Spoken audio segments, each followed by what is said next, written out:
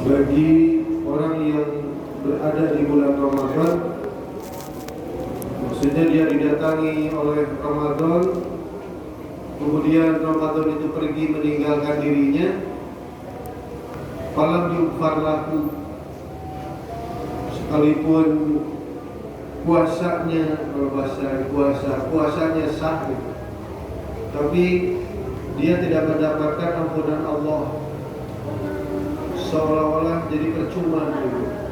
Percuma kalau hanya sekedar sah, tapi tidak mendapatkan ampunan Allah.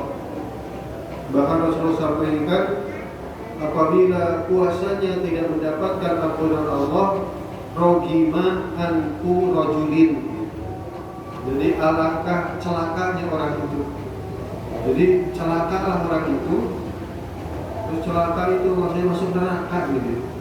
Masuk neraka orang yang puasanya tidak mendapatkan ampunan Allah, tidak mendapatkan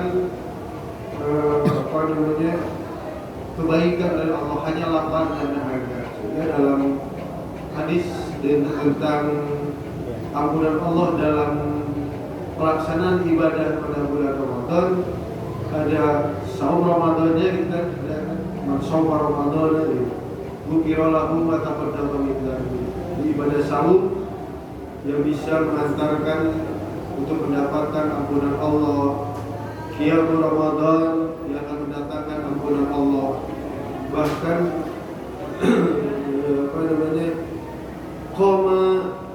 qoma Lailatul Qadri,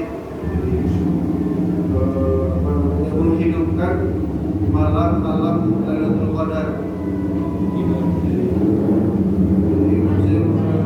Menghidupkan malam sehingga sangat berkesempatan untuk mendapatkan Lailatul Qadar. Karena Lailatul Qadar ini khairun min alfi syahr.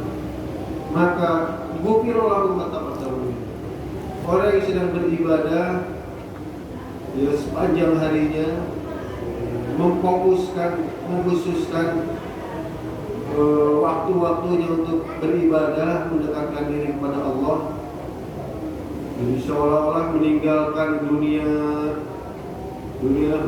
ramai, meninggalkan keramaian, meninggalkan komunikasi, interaksi dengan sesama. Untuk apa? Untuk memfokuskan dirinya untuk beribadah pada Allah, menyendiri. Ini tinggal, jadi kita juga bisa mengkhususkan waktunya, semacam relaksasi gitu ya, relaksasi kalau bahasa. Jadi berdiam diri, menyendiri di masjid, terus dia berdoa pada Allah, bermuhasabah, mengevaluasi, melihat, bertanya-tanya pada diri kita sendiri tentang apa? Tadi tentang ibadah. Kenapa ibadah saumnya tidak mendapatkan ampunan Allah?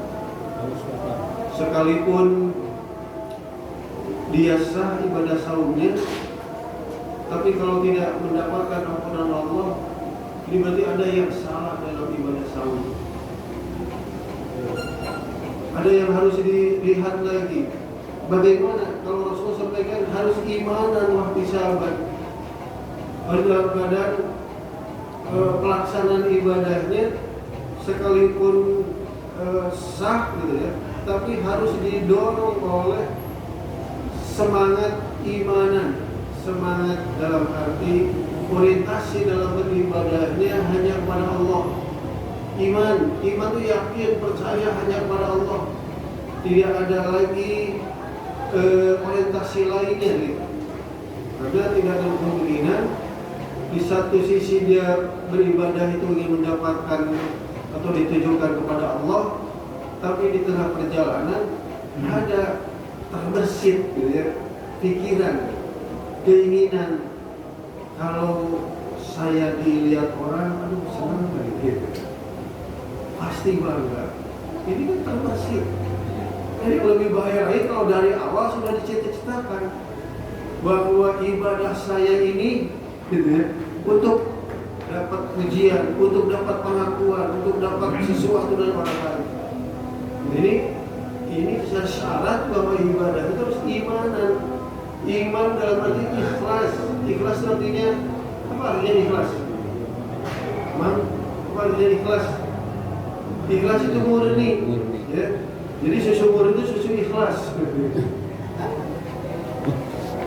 Bensin murni apa? Ikhlas.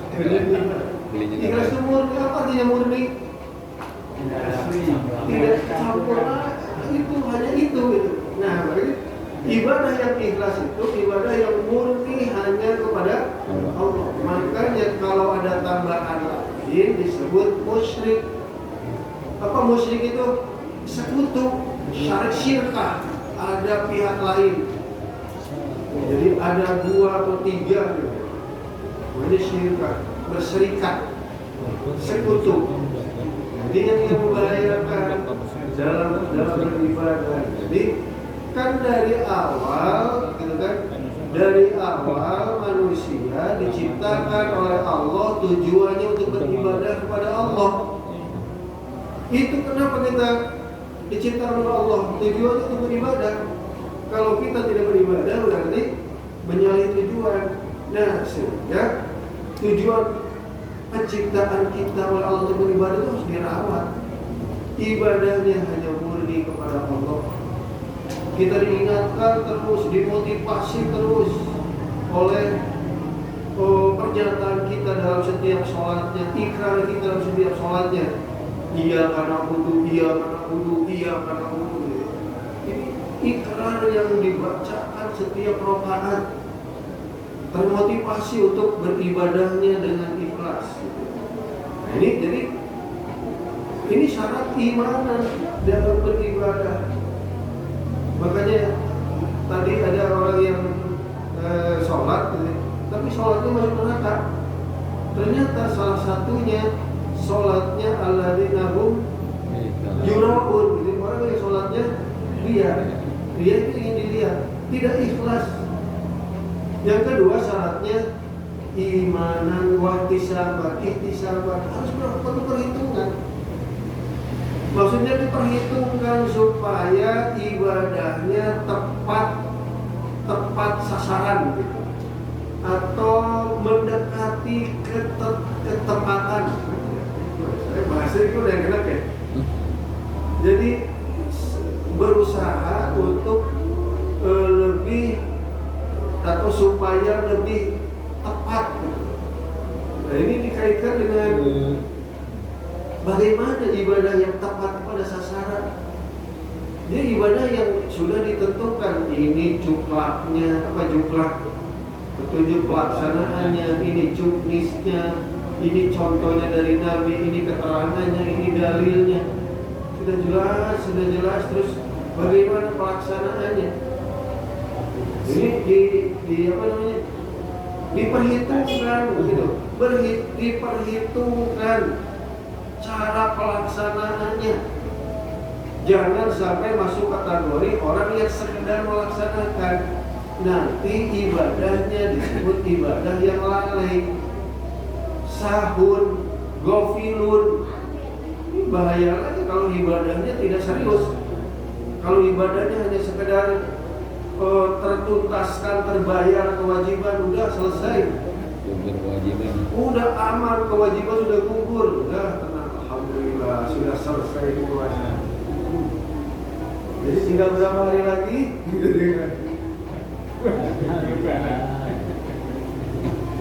Jadi seolah-olah wah itu beban, wah tinggal 3 hari lagi, tinggal 4 hari. Wah besok berarti 2 hari lagi. Besok berarti 1 hari lagi. Sudah 1 hari juga 6 hari lagi. Tamat gitu kan. Senang hati. Seolah-olah sudah merdeka. Sudah bebas. Begitu ibadah. Jadi ibadah itu bukan jadi beban, tapi harus jadi kebutuhan. Jadi merasa ada yang kurang, ada yang perlu dalam diri kita. Sehingga ketika pelaksanaan ibadah di mana kita harus mendekati ketepatan gitu ya, mendekati kebenaran gitu. Maka ini pasti banyak kekurangannya. Bagaimana supaya sholatnya tidak sahun lagi? Berarti dipelajari lagi bagaimana kalau Nabi ini sholat. Oh, gerakannya begini, bacaannya begini, konsentrasinya begini, dipelajari terus sehingga kekurangannya dipelajari, kemudian disempurnakan, ditutup dengan ibadah-ibadah yang wajib. Jadi yang pasti banyak kekurangannya, saumnya kekurangannya banyak, maka tutup, sempurnakan, lengkapi. Karena yang sudah kan nggak bisa dibalikin lagi, nggak bisa diulang lagi. Ah, tadi sholat bisa, saya nggak bener nih, pas diulang lagi kan? Bisa begitu? Enggak. Wah, nggak bisa, salah nih bacanya. Nggak serius, nggak konsentrasi. Badannya sholat, raganya sholat, tapi jiwanya nggak sholat. Wah, salah saya tadi, diulang lagi, begitu, enggak.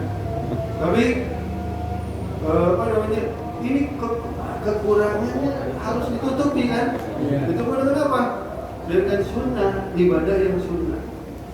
Bahkan ini yang menjadikan kita harus apa namanya, merasa benar nggak sih dalam diri kita, karena salah satu ciri orang yang diterima ibadah itu, ciri yang ibadahnya diterima itu apabila setelah melakukan amal ibadah penasaran, ingin tambah semangat, ingin mengamalkan ibadah yang lainnya. Misalnya ketika selesai sholat wajib, jadi dalam hatinya, setelah wajib saya ingin sholat sunnah. Setelah sholat sunnah saya ingin baca Quran. Setelah baca Quran saya ingin memberikan manfaat buat orang lain. Jadi otaknya itu bagaimana kita bisa berbagi, bisa bermanfaat orang lain, bisa lebih mendekatkan diri pada orang lain. Ini ciri orang yang terimanya ibadah. Jangan sampai selesai, alhamdulillah sudah selesai, udah bahasa Sunda tuh udah jong-jong. Apa bahasa Indonesianya? Beres. Udah tenang ya, udah tenang, udah rapi, kita tinggal nyantai aja dah. Tinggal waktu. Begitu datang waktu sholat, ya ajar lagi. Pasal belum udah ajar lagi. Jadi datangnya kayak jadi lupa carinya. Nah ini yang orang yang diterima ibadahnya ciri itu, setelah melakukan ibadah terdorong lagi, termotivasi lagi untuk melakukan ibadah-ibadah yang lainnya. Jadi tambah semangat, tambah enak gitu ibadahnya. Ada kepuasan, ada kenikmatan, ada kenyamanan. Cirinya begini aja. Kalau kita sudah mengeluarkan duit, sudah infak, sudah sedekah, ada yang misalnya begini, tiba-tiba ada teman kita datang. Aduh, kita kan udah perasaan, dia datang nih, terus dia ongkosin bisa. Terbebani gitu ya. Ya, oke, itu kan manusiawi, tapi kan harus dilawan itu, pikiran-pikiran itu. Dia udah datang, kasih. Nah, ketika ngasih, setelah ngasih, hati kita jangan merasa kebobolan gitu. Kebobolan. Harusnya uang ini buat beli ini, gara-gara dia datang, akhirnya. Jadi ada merasa menyesal, kesal dia datang, kenapa dia datang tuh? Seharusnya di rumah aja kan sama ngasih itu ya, di rumah aja. Alhamdulillah dia datang. Sekalipun tadi saya niatkan untuk membeli ini, tapi ini lebih baik. Kalau tadi hanya untuk beli mie ayam, beli ini, udah hanya sekedar kenyang aja. Tapi kalau dikasih buat dia, dikasih buat membantu anak yatim ya, wah ini lebih besar lagi, paling lebih besar lagi. Tadi ada apa namanya? Beda kan? Ngasihnya sama ya, ngasihnya sama, tapi cara pandang kita, cara berpikir kita yang akan menjadikan kita bahagia, menjadikan kita tenang, menjadikan kita nyaman. Seperti ketika kita melihat teman kita nggak sah dengan teman kita gitu ya, nggak sah. Lihat omongannya, lihat kelakuannya, sehingga mempengaruhi cara pandang kita pada dia. Ujung-ujung kita kan tidak suka gitu, tidak simpati sama orang itu. Malas sama orang yang begitu, gitu ya. Terus tambah lagi susah kalau orang begitu hidupnya. Terus ngomongin sama orang, dia berbuat salah nggak sama kita? Enggak kan? Karena dilihat oleh kita, dia itu nggak salah sama kita. Tapi kok kita jadi berbuat salah? Ya, dia kita berbuat salah apa? Rasa benci kita, rasa bahkan ketidaksukaan itu juga disampaikan kepada orang lain, gitu. Ya kan? Sampai kepada orang lain, ngomongin lagi. Jadi semua orang jadi tidak bersimpati sama orang itu. Gara-gara siapa? Dia salahnya apa? Dia nggak punya salah, kok kita jadi salah? Kok orang-orang lain jadi buat salah? Kesalahan mereka gara-gara siapa? Ini yang berbahaya. Jadi bagaimana? Malah suka jadi merubah keputusan gitu, merubah kebijakan karena saya tidak suka sama orang itu. Kadang-kadang komunikasi juga jadi nggak lancar, malas ngomong sama dia, ketemu aja sama dia malas. Kenapa? Dia mau orangnya begitu. Padahal orangnya begitu, kita harus tahu dia mau orangnya begitu. Jangan jadi penghalang bagi kita untuk berkomunikasi, untuk bersosialisasi, untuk bersilaturahmi. Kita tahu aja dia itu orangnya begitu. Jangan mempengaruhi kepada sikap kita, cara pandang kita, keputusan kita kepada dia. Kadang-kadang itu sangat merubah sikap kita, cara pandang kita, keputusan kita, yang semuanya bisa merugikan kita. Ini yang apa namanya? Nah, dalam ciri orang yang ibadah diterima itu selalu berpikiran positif, ingin berbuat baik siapapun orangnya. Kalau dalam hadis orang yang mengucapkan salam itu pada orang yang kamu kenal maupun yang tidak kamu kenal. Terus yang kedua, ciri orang yang terima ibadahnya itu setelah dia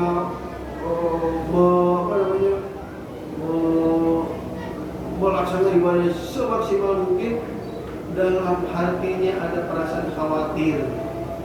Khawatir apa? Khawatir kalau ibadahnya tidak sesuai dengan ketentuan. Khawatir kalau dalam ibadahnya banyak kesalahan. Ada perasaan khawatir kalau ibadahnya tidak terima oleh Allah Subhanahu wa taala. Jadi kekhawatiran itu akan jadi evaluasi. Kalau tidak diterima, nanti berdoa terus, ya Allah terimalah ibadah kami. Kalau takut tidak sempurna, berarti diperbaiki lagi. Nah, ciri orang yang diterima ibadahnya berarti orang itu punya semangat untuk memperbaiki kualitas dan kuantitas ibadahnya. Ini yang dan itu tidak bisa diukur siapa orangnya, gitu. Apakah itu ustaz atau siapa enggak. Tidak jadi patokan gitu ya. Jadi patokan. Lihat aja orang yang semakin rajin ibadahnya, semakin semangat berbuat kebaikannya, semakin membuka lebar sayapnya untuk mengeluarkan aura positifnya, aura kebaikannya pada orang lain. Terus dia juga selalu selektif dalam pelaksanaan ibadahnya, sehingga hati-hati sebab kalau dia meleset ibadahnya, dia celaka gitu. Jadi mungkin yang ingin disampaikan, mudah-mudahan Ramadan kali ini menjadi bahan evaluasi buat kita, sekaligus menjadi pemicu untuk lebih menambah lagi semangat beribadah, menambah lagi kuantitas ibadah, dan satu lagi menambah lagi kualitas ibadah kita. Lalu kalam Rabbana atina fid dunya hasanah fil akhirati hasanah wa qina adzabannar. Wassalamualaikum warahmatullahi wabarakatuh.